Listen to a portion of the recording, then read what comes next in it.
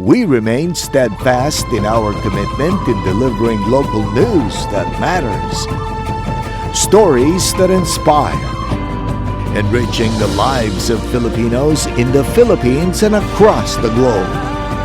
This is your GMA Regional TV. Buong puso para sa Pilipino. Kini ang mga dagkong balita karong Miyerkules. Babaeng nanganak sa sidewalk namatay.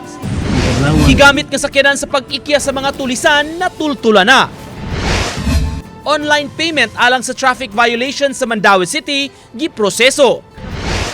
Ug makabanay ni Olympic bronze medalist Ira Villegas naghinam-hinam sa iyang pag-uli.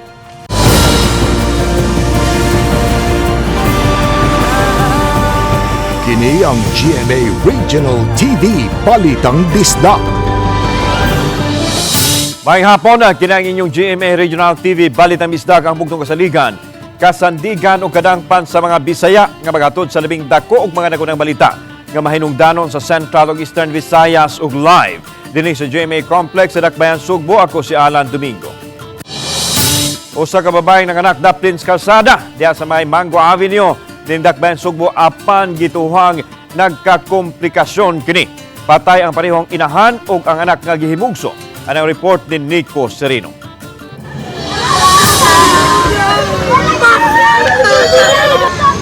Midangoy-ngoy kining pamilya dihang nakita nila ang patayng lawas sa 35 anyos nga inahan. Ang namatay giila nga si Mary Ann Tampos, 35 anyos, taga Barangay Tisa, apan kasamtangang nag-istar sa may General Maximum Avenue. Gingong nagbati na ang inahan ug mga pasado alas 7 kagadihang buntag sa kalsada na kini nanganak. Matod sa usa ka enforcer, migimaw na ang ulo sa bata. Dunay usa ka nurse nga nakaagi sa dapit, mitabang aron mapaanak kini. Nakita man mo nga ang bata nag-uuna sa endiri ba pakagawas pero wala lagkon ng bata sir. Oto na ay nurse ni abot gimorgi-post gamay ni gawas. Paggawas ako sir matupatay mo ng bata niya ang umbilical cord niya gikan sa tiyan ko. Kisa ni putol, mipatawag og ambulansya ug gikarga na ang pasyente. Apan gingong nagdumili kini ug nimando sa ambulance staff nga munaog na ug gani ni pirma pa og waiver. Ma'am, kung nadlo ka sa bayad, wala na problema. Kaya nga no, kami rin sa mikuan. Kaya igor naman pulimpyo si Muntian. Kaya para lang mo kuan ka mo ginhawa. Di, kaya na ako, ginhawa na ako. Giin naman yun niya ang mga doktor nga. Ay, kuan na na. Martahan ra ko ninyo, gitapisan ra ko ninyo. Inaog na lang ko. Anong hadlok man siya, sir?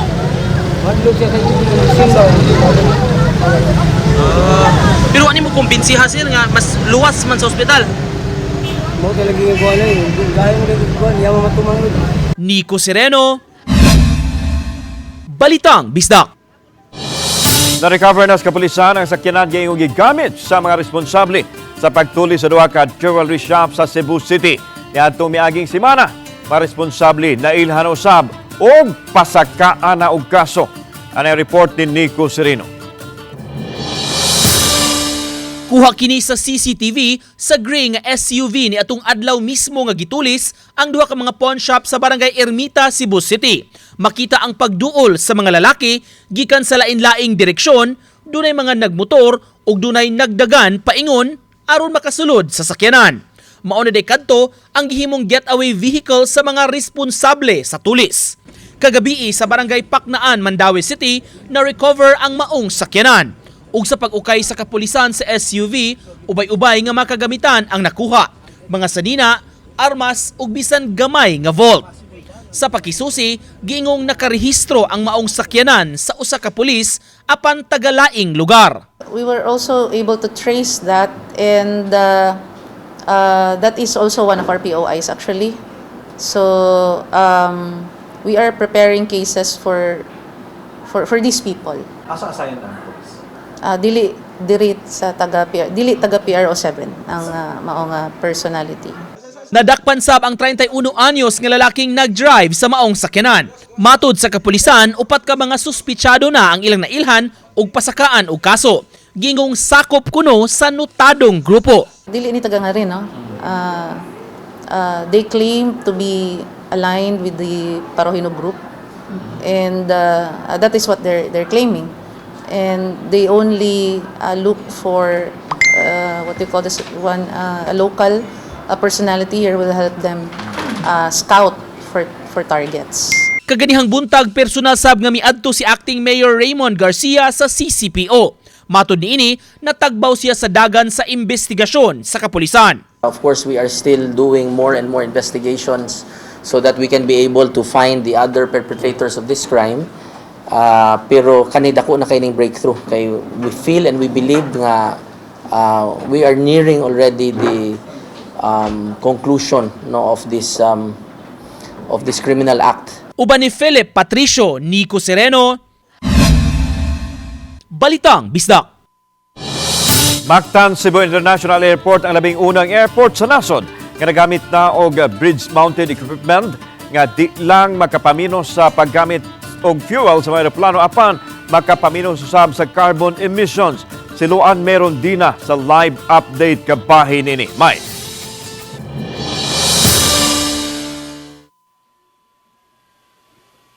Yes, Lan, usa lang kini sa mga tinguha sa Mactan Cebu International Airport nga makatabang sa pagproteher sa kalikupan.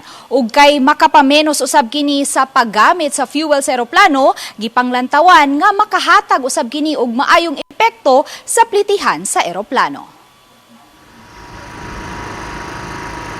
Sugod karong buwana, operational na ang 13 ka mga bridge-mounted equipment sa Mactan Cebu International Airport.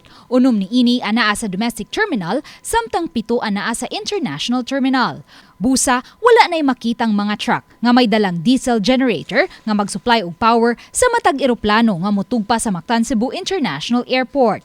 Ang bridge-mounted equipment makahatag man og supply sa kuryente sa matag eroplano, samtang gipawong ang engine niini.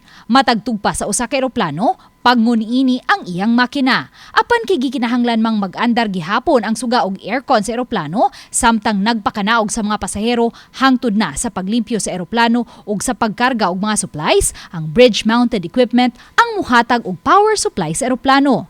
Ang yellow tube mao ang maghatag og kabugnaw ngadto sa eroplano, samtang ang linya nga color orange mo'y giagian sa power supply. The cost of keeping the aircons on and the electrical system on will reduce substantially by at least 40%. No? So hopefully that will result in cheaper fares, or the fares may not increase as much. So we are telling the airlines to please pass on the savings to the consumers. Matod ni Aldwin Yu, Deputy Operations Officer sa AGM-CAC, nga tinguha nilang parehong makahatag og comfort sa parehong pasahero ug makatabang usab sa pagmeno sa carbon footprints. We are being accredited as Customer Experience Level 1, Level 2, and now we are also an ACA accredited Level 1. So there's a lot of things that we can also kind of extend to the public that, our aviation industry in the Philippines, right, is really up to that level. Migahin ang AGM-CAC og kapin sa 200 milyones pesos pagpalit sa maong ekipo. Walay opisyal sa AGM-CAC atol sa press briefing ang nakahatag sa insaktong kantidad kung pila ang mabayaran sa airline company matagamit ni ini sa bridge-mounted equipment. Apan gipasalig nilang mas menos ang magasto sa airline company sa paggamit sa BME, itandi sa paggamit nila kaniadto sa mga trucks nga may generator sets. Let's do a simple layman's term, right? So every time that the aircraft docks in, right, so you see all this mobile around the aircraft, minus 2 of those. So operationally, they will not maintain the usual OPEX that they have for their mobile, right? Now it's with us. Lan sa musunod nga mga buwan, dugang mga green initiatives pa ang pasihugdahan sa Mactan Cebu International Airport aron makahatag gayud og maayong serbisyo ngadto sa mga pasahero ug makatabang usab sa pagproteher sa kalikupan. Lan? Okay, daghang salamat, Luan Merondina. Gilusad sa Talisay City Police ang 7 laban sa abuso aron mas mapanalipdan pa ang kababayenan ug ang kabataan batok sa kriminalidad. Si Femari Dumabog sa report. 150 ka mga pito ang naapod-apod sa Talisay City Police sa nagkalanlaing sektor sa Dakbayan, ilabi na sa kababayin-an. Subay kini sa gilusa di Police Lieutenant Colonel Ipriang Paguyod nga pito laban sa abuso. Sa Barangay Bulacau nga gitambungan sa mga kawani sa City Social Welfare and Development Office, mga opisyal sa 22 ka mga barangay uban sa ilang mga gadfokal. Anao sa mga sakop sa Solo Parent Organization, ERPAT, LGBTQ+, Women Federation ug uban pang asosasyon. Tinguha sa programa nga masayran ang tanang mga kaso sa lugos o sa bisan unsa nga matang sa pagpangabuso. Mihatag sa pasiunang 150 ka mga pito nga maoy gamiton aron ialarma sa mahitabong pagpangabuso sa dapit. So ang konsepto po niyan kung naay distress na mga kababayan na halimbawa inabuso sila, they can use the pito para ma-alerto ang ating mga malalapit na nagpapatrolya sa area. Samtang gipadayon ng Uplan Bala kun barangay ayaw sa ligaw na armas. Gilusad usab ang patrulyang may malasakit tali sa kapulisan sa Dakbayan sa Talisay ug mga barangay tanod. Mag-uban sila sa pagpatrolya, pagbisita sa kabalayan ilabi na sa mga dapit nga halayo sa sentro. Giuna nila pagbisita ang mga bukirang kabarangayan aron masayran ang suliran sa mga mulupyo sa dapit ug makatabang ang kapulisan sa pagpadangat niini ngadto sa Talisay City Government. Usa sa tuyo niini mao ang pagpahunong na sa iligal nga drugas o iligal nga armas aron mapalambo ang seguridad sa mga dapit.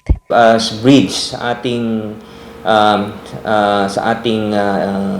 LGU and the community to maibring din natin sa ating mga officials diri.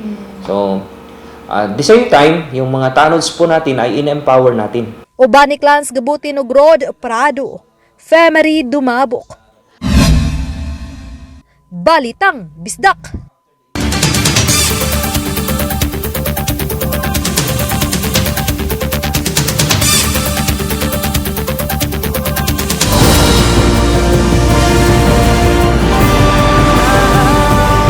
Kini ang GMA Regional TV Balitang Bisdak.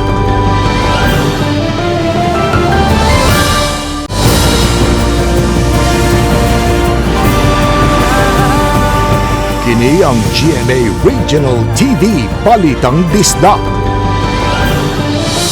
Bitbit ang bandera sa nasod dungang nanaog gikan sa eroplano silang two-time Olympic gold medalist Carlos Yulo ug bronze medalist Nesty Peticio pagtugpa sa Villamor Air Base pasado alas 7 kagabi. Ang report ni Mark Rigi Abilia. Uban nilang naabot ang laing bronze medalist Ira Villegas ug ang ubang mga Olympian. Malipayon silang gisugat sa ilang mga kabanay. Gikan sa Villamor Air Base, milaho sila sa Malacañang, din gisugat sila nila Presidente Bongbong Marcos, First Lady Liza Araneta Marcos ug sa First Family. Nagsaw sila sa pagpanihapon uban ng mga opisyal sa kagamahanan ug sa Philippine Olympic Committee.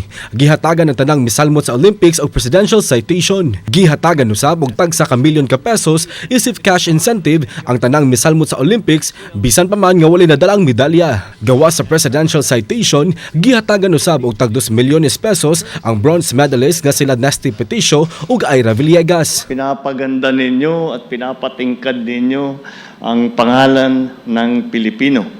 At kaya naman, kami naman nagpapasalamat sa inyong lahat. Pinapasikat ninyo ang Pilipinas sa buong mundo. Gihatagan ng Presidential Medal of Merit si Carlos Yolo alang sa duha niya ka Olympic gold medals sa gymnastics og 20 milyones pesos isip cash incentives. Sa lahat po ng atleta po, sobrang proud po ako na pinaglaban po natin, binigay po natin yung best natin sa lahat po. Dugot pawis yung inalay natin. Mas galingan pa natin sa mga susunod na mga competition. As promised, we have delivered gold. We broke Tokyo Olympics medal haul. For 2 consecutive Olympics, we were #1 in Southeast Asia. Samtang sa Tacloban City, alas 5 pa lang kagahapon sa hapon, nagtapok na ang pamilya ni Ira nga nagatang sa newscast sa GMA, din giatangan ang balita sa pag-abot ni Ira sa Manila Airport. Sa dihang nagsugod na ang balita ug migawas na ang mga Olympians uban si Ira, diha misugod paghugyaw ang mga ginikanan mga igsuon ni Ira.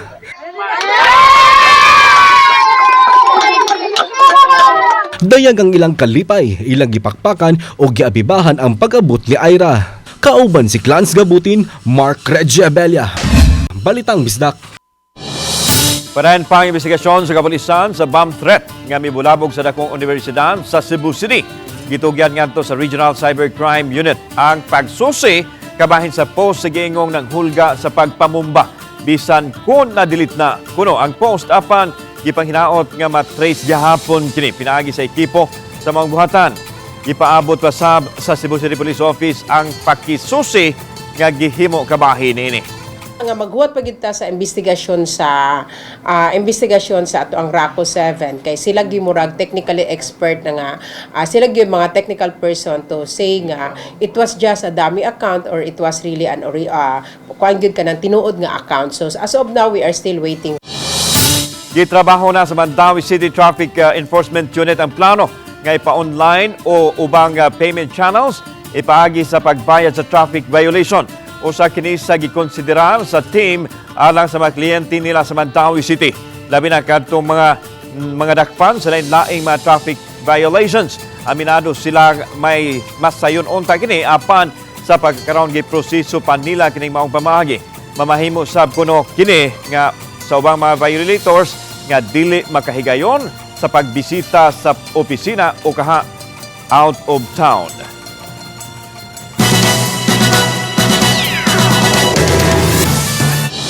Mga kapuso, karong Biyernes na lang kutob. August 16, ang Regional Promo Purchase Promo sa GMA.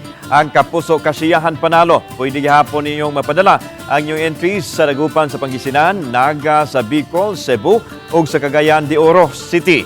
Alang sa Cagayan na magkadaog ug daghang pa-premium. Bisitahan lang ang official Facebook pages sa GMA Promos, GMA Regional TV, Super Radio DZBB, ug Barangay LS alang sa kompletong listahan sa Dropbox location. Mag-amping sa fake news.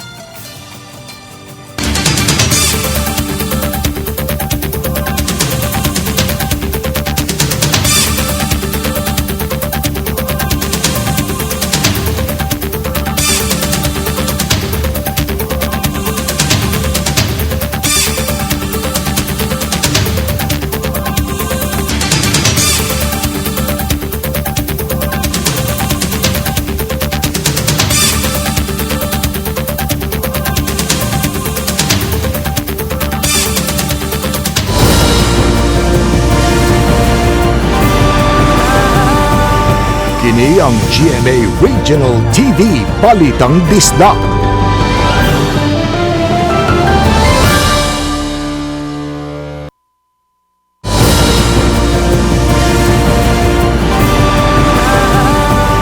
Kini ang GMA Regional TV Balitang Bisdak.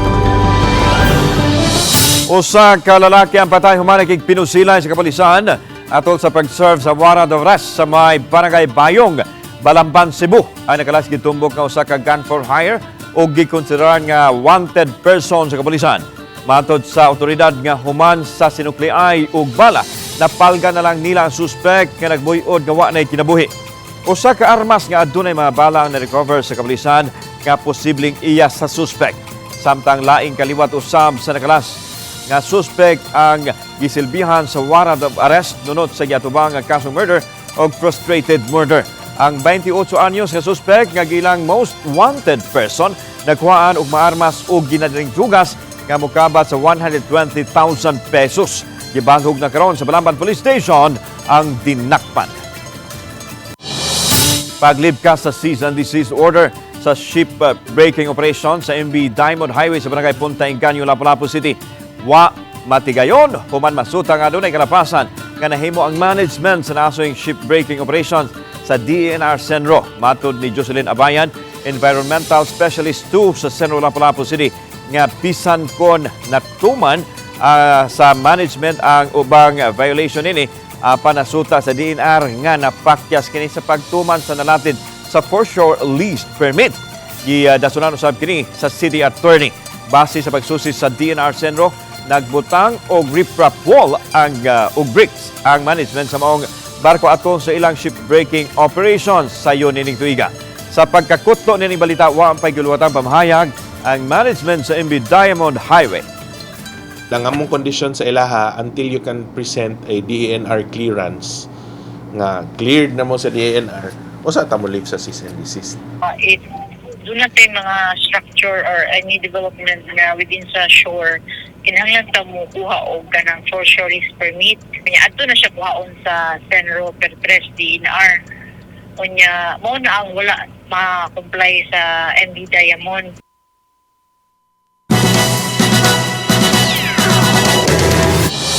Nakatapos na sa pagtungha sa kolehiyo ang unang mga batch of scholars sa Dakbayan sa Talisay nga ilang gitawag og cream of the crop. Gipasinunggan ang 7 ka Talisaynon nga maoy nag-una sa Cream of the Crop Scholar Program nga mitapos sa nagkalain-laing kurso nga nagtungha sa malaglahing mga universidad. Sa 7 ka mga Talisaynon nga ni-graduate, 5 kanila ang adunay Latin Honors nga maoy gipasigarbo ni Talisay City Mayor Samsam Gulyas. Gilusad sa gamhanan sa Dakbayan ang Cream of the Crop Program upat ka tuig nang nakalabay nga nagtanyag sa libreng tuition sa bisan unsang kursong kuhaon alang sa mga Talisaynon nga may katakos apan ang pamilya maglisod sa pag-apas sa kataas sa balayranan sa matrikula. Gitahasan sa pagpili sa kalipkadong mga tinunan nga nitapos sa senior high ang taga-Department of Education o guway ni usa ka opisyal sa City Hall nga maka-apil sa pagpili. Wa malikip sa mga universidad nga paeskwilahan sa mga scholar ang tunghaan nga nag-iya sa mga gulyas. Ang kagamahanan sa Dakbayan sa Talisay maoy nagbayad sa tuition sa mga scholar ug gawas nini adunay 20,000 pesos nga allowance matag semester. Nang hinaot ang mayor nga ang programa makatabang gyud aron mulambo ang kahimtang sa nagkapahimos sa programa. 6.8 million pesos nga balor sa giduang shabu ang nasakmit sa gipahigayong bypass operation sa Lapu-Lapu City Police sa New Lipata, Barangay Pusok, Lapu-Lapu City. Arestado adto sa mga operasyon ang 26 anyos nga lalaking taga-Barangay Kamputao, Cebu City. Ginsay gila sa mga otoridad nga usa ka high-value individual. Kining human magkuha kaniya ang kapin sa usa ka kilos gituang shabu. Sulod sa pipila ka semana nga mipahigayon og surveillance ang mga personnel sa City Intelligence Unit uban ang taga-Regional Intelligence Division ug ang PDEA 7. Una natigayon ang bypass operation. Sa pagkakutlo nining balita, wa pa makuhai sa habig ang suspitsado.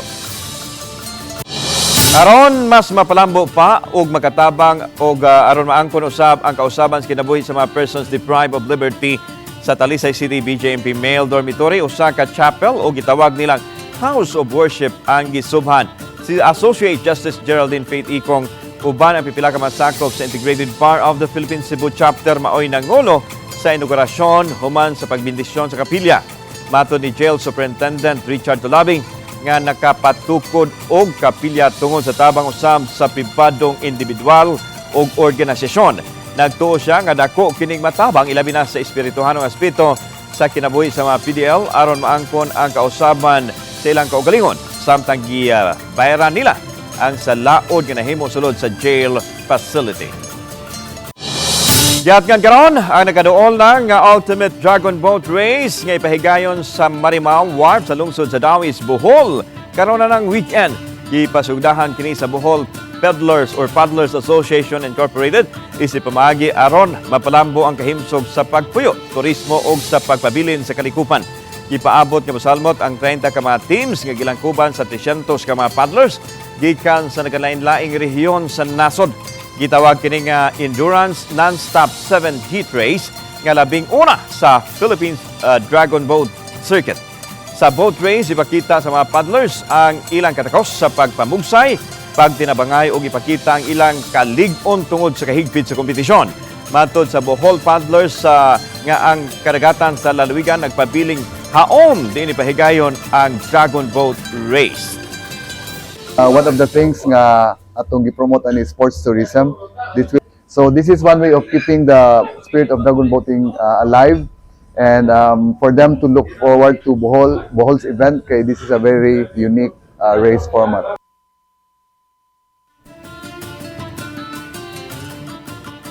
Maabot sa 150,000 pesos ang cash prize sa mananaog. Nagsugod ang Dragon Boat Racing sa Bohol niadtong 2013.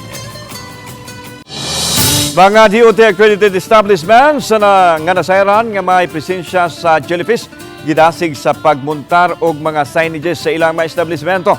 Samtang mga patigayon sa Lapu-Lapu City nga naa sa tourism sector gidasig usab sa pagpa-accredit sa DOT. Si Luan Merondina sa report. Sa nakalabayng mga buwan, temporaryong gipakunong ang pagkaligo sa dagat ug mga water sports activities sa lungsod sa Mualboal, Tagbilaran City ug Panglao, Bohol tungod sa presensya sa mga jellyfish.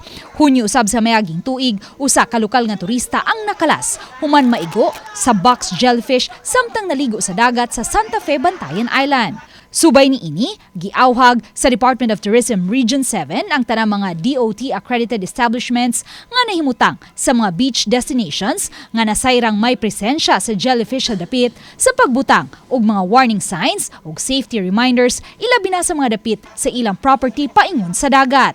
Gidasig usab sila sa DOT nga mapatik usab ang mga emergency contacts, emergency protocol ug ang first aid nga himuon kung may jellyfish sting incident. Ang advisory sa DOT-7 kabahin sa jellyfish areas and protocol lakip sa gituki atol sa tigom sa mga boat operators, tour operators ug dive operator sa Lapu-Lapu City ganinghang buntag.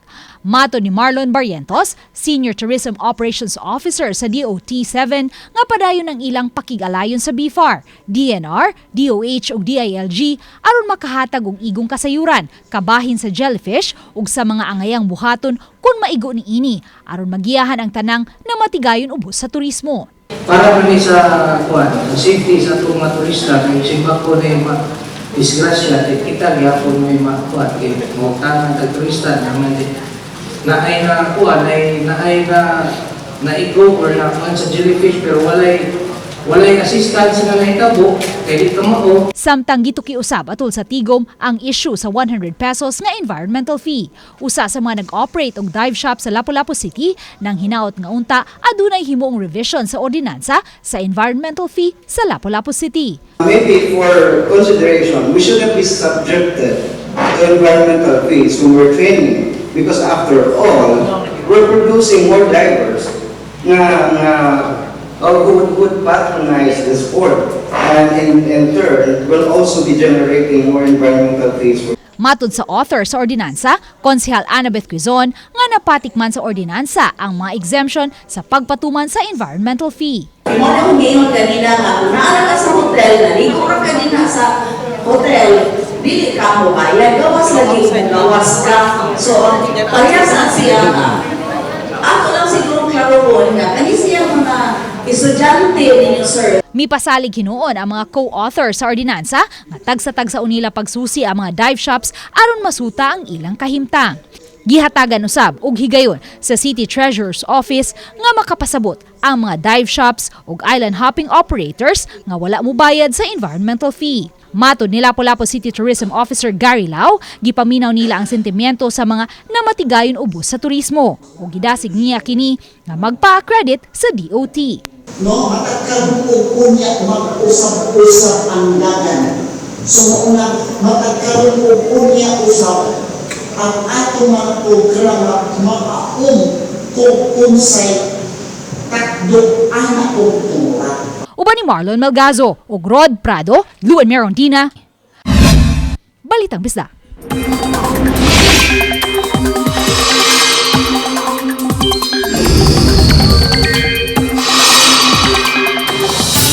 Adunay pipila ka bagyo karon naa sa gawas sa Philippine Area of Responsibility apan wa kini dawtang epekto sa nasod. Ang bagyo nga adunay international name nga Ampil gipaabot nga maglihok kini paingon sa northeast og mopalayo sa nasod apan bisan ini padan gihapong mabatyagan ang habagat nga mopaawan sa pipila ka dapit sa nasod. So bayo sab sa kasayuran sa Metro Weather, posibleng wanon ang Cebu, Bohol, Leyte, Southern Leyte, Eastern Samar, Northern Samar ug Samar Province. Adunay kahigayonan usab nga wanon ang ubang bahin sa nasod. Kami ang GMA Regional TV Balitang Bisda kinatibukang pwersa alang sa mas dagkong misyon ug mas lapad nga pag-alagad sa nasod. Maayong hapon mga kapuso.